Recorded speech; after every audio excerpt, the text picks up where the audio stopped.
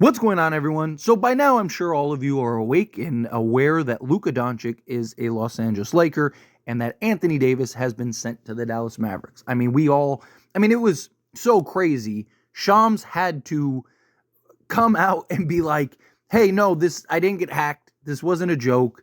This really happened. Like, this was a real thing, that the Lakers really landed Luka Doncic, and that the Dallas Mavericks ended up with a Anthony Davis, right? And I do think that there is a path or a scenario for Dallas where they're hoisting the Larry O'Brien trophy. I think they're probably going to have the best defense in the NBA. They're going to be tough still. I know a lot of Dallas fans are losing their minds and freaking out.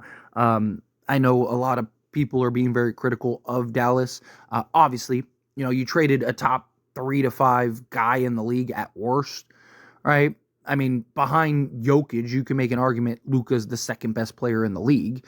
For Anthony Davis, who's still, in my opinion, top 10 player, but he's not Luka, right?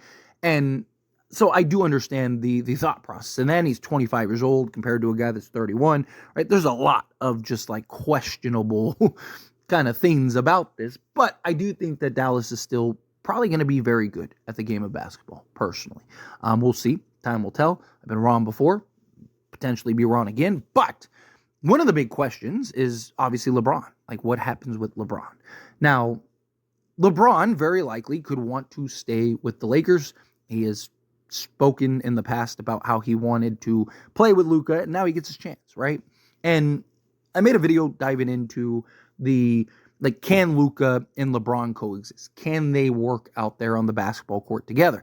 And I do think that there is a path in which they can, right? I think a lot of it's going to have to be sacrificed from LeBron, but Luka's everything LeBron's been looking for. A guy to finally take the reins, a guy to take the ball pressure off of LeBron, a guy that can close and finish games down the stretch, a guy that can be a big, regular season and playoff game performer.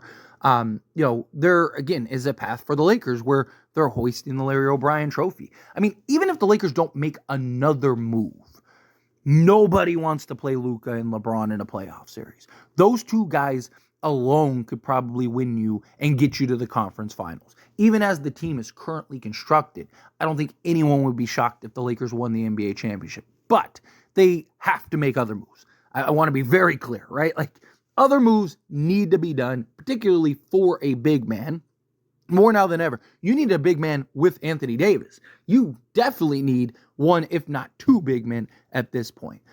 But there is also a version of this where this just signaled the rebuild. Now, it's very possible, again, that LeBron wants to stay. And realistically speaking, the Lakers are probably not going to trade LeBron unless he wants to be traded, right? They are probably not going to, if LeBron wants to stay, they will probably keep LeBron. But there's also the potential of trading LeBron. And is it in the Lakers' best interest now to trade LeBron, even if LeBron wants to stay? Now, obviously, for those that don't know, LeBron James has a no-trade clause. So it's not really up to the Lakers, it's up to LeBron. But if the Lakers go to LeBron and have the conversation, because I imagine LeBron's going to talk to Luka, and I imagine LeBron's going to talk to that front office. And there's going to be conversations to be had. And LeBron, I'm sure, is going to ask, what do you want to do? What direction do you want to go? And I do think that there is an argument for the Lakers of okay, we got Luka, just traded AD. Let's clean slate this. Let's trade LeBron. Let's trade Reeves. Let's trade, and get pieces that we need, maybe free up some cap space to kind of build around Luka in the offseason. Or can you get another star, right? Or do you put kind of a bunch of really good complementary players around Luka and see how much he can carry until you can find that other star, right? There's questions in regards to that. And, there's teams that the only place that I see LeBron going to, though, if he were to either request a trade or the Lakers kind of request for him to request a trade, is the Golden State Warriors. It's the only team that I think would pay whatever they had to pay to go get him, for one. Two, I think it's the only team LeBron would actually go to because of his family. He is in LA because of his family.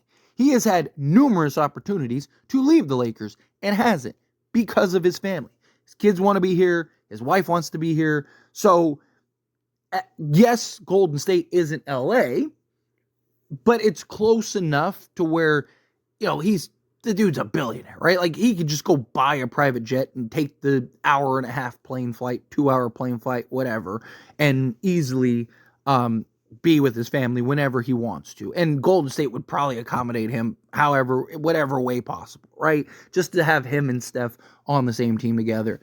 And I do think that they would give the haul and picks and everything else you need to then build around Luka. Now you could take those assets and turn them into a star when a star becomes available, or you could, keep those assets and, kind of just build over the next year or so. But also it depends on what does Luka want, right? Is Luka like, no, like, I need you to keep LeBron and I want to win a championship now, right? I don't want to spend 2-3 years rebuilding on this team. And yes, now I'm 25, but now at that point I'm 27, 28, 29. And, I'm now maybe winning a championship, right? Like, so there's a lot that still needs to happen, but there is a genuine argument, in my opinion, to looking to trade LeBron. One, because again, you just reset your franchise with Luka, and two, there is questions about the fit, right? And can they make it work? Now, I don't think that if LeBron does end up getting traded, I don't necessarily think it happens this year. I think LeBron will at least finish this year, go into the offseason, and then probably at that point be like, okay, I'm done. And then the Lakers work out a sign and trade. That's probably my guess. If I had to guess how this plays out, if LeBron were to leave. But if you're the Lakers, and if there's any chance of you trading LeBron, I think you should do it now, because you would get a bigger return now than you would via sign and trade. Now, you're going to get a good return regardless, because, LeBron's going to make 50 plus million. So, you're going to get a bunch of players minimum, right? But if a team like the Warriors, right? Like right now, they probably give you, Kuminga, Andrew Wiggins, whatever salary filler, maybe get Schroeder back and whatever, right? Whatever, right? You're doing whatever you're going to do. You're going to get whatever you're going to get back, and probably give you a couple firsts, maybe, right?